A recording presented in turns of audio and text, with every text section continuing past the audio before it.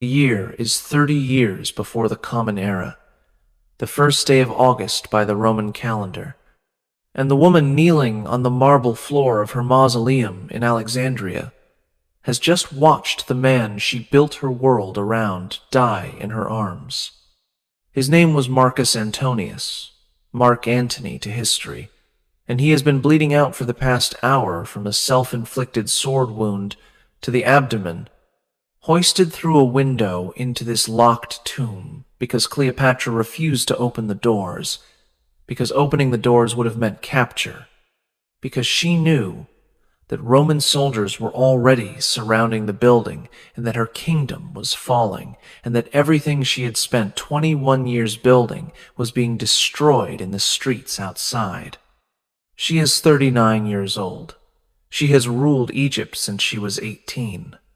She has survived the murders of 3 siblings, 2 civil wars, the assassination of 1 Roman lover, and the suicide of another, palace coups, foreign invasions, famines, and plagues. She has borne 4 children.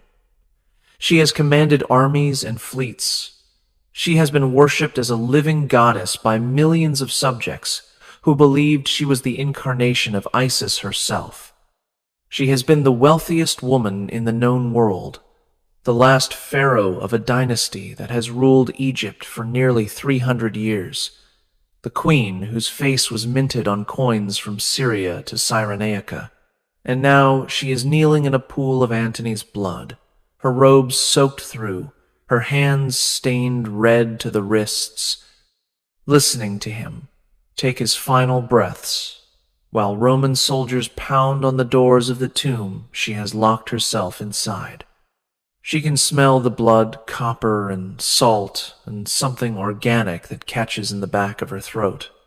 She can smell the smoke drifting through the high windows from the fires burning in the harbor district where fighting has raged for days. She can smell the incense that her attendants have been burning continuously since she sealed herself in this mausoleum 3 days ago, preparing for a death that she thought would come quickly, but that Octavian's forces have been carefully preventing. She can hear Antony's breathing growing shallower, can hear the sounds of her attendants weeping somewhere in the shadows of the tomb. You can hear the Roman voices outside debating how to breach the building without damaging the treasure they believe is stored inside, treasure that they have been ordered to capture intact. Because Octavian needs Egypt's wealth to pay his armies, and because letting Cleopatra destroy it by fire would be an unacceptable failure. She can feel Antony's weight growing heavier as his strength fades, can feel the warmth leaving his body even as she holds him, can feel something inside herself beginning to fracture in ways that the next 11 days will shatter completely. Because Cleopatra is not going to die today. She is not going to die quickly, cleanly, on her own terms, in the arms of the man she loved. Octavian's soldiers are going to breach this tomb within hours. They are going to capture her alive. They are going to hold her prisoner while Octavian himself travels to Alexandria to personally oversee the next stage of her destruction.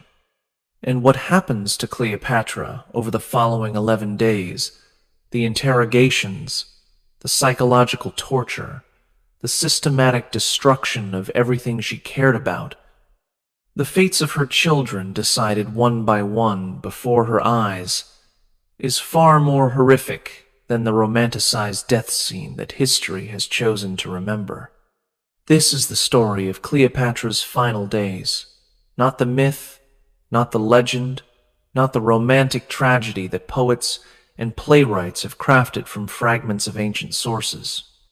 This is what Plutarch recorded, what Cassius Dio documented, what the ancient historians described in terms that make clear her end was not peaceful surrender, but prolonged psychological annihilation, designed to serve Octavian's political purposes. This is what you are never taught. What you are about to learn has been buried under centuries of romantic mythology that transformed Cleopatra's brutal end into a beautiful death scene. You know the story. Cleopatra, rather than face humiliation at Roman hands, chose to die by her own choice, bitten by an asp, the sacred serpent of Egypt, in a final act of royal dignity. It is one of the most famous death scenes in history, immortalized in paintings and plays and films that show a beautiful queen reclining peacefully as the serpent's venom carries her away. But this romantic version conceals a reality that the ancient sources document clearly. Cleopatra did not choose when to die. She was prevented from dying for 11 days while Octavian systematically destroyed everything she cared about. She did not die peacefully, she died in desperation, racing against guards who had been assigned to prevent her suicide, using whatever method she could manage before they could stop her again. And her death was not the end of her story. It was followed by the destruction of her children, her legacy, her dynasty, her very memory, carried out with calculated precision by the man who would become Augustus Caesar. Tonight, you will discover what the ancient sources actually say about Cleopatra's final days. You will learn about the 11 days between Antony's death and her own days of captivity, interrogation, and psychological torture that the romantic myth has erased. You will learn what Octavian did to her children, one by one, in the weeks and months that followed.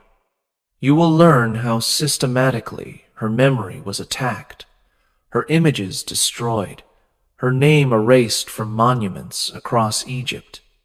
You will learn these things from the ancient historians themselves, from Plutarch, who had access to sources now lost, including the memoirs of Cleopatra's personal physician, from Cassius Dio, who documented the Roman perspective on events, from Strabo, who was actually in Alexandria in the years following Cleopatra's death, from the fragments and references that survive in dozens of other ancient sources, pieced together by modern scholars into a picture very different from the romantic legend. Subscribe if you want to understand what actually happened to one of history's most famous women in her final days.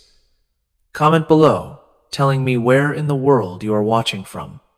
Because Cleopatra is kneeling in Antony's blood, and Roman soldiers are about to breach her tomb, and I am going to tell you exactly what happened next, what the sources document, what she experienced, and what the evidence reveals about a death that was far worse than the beautiful tragedy history has chosen to remember.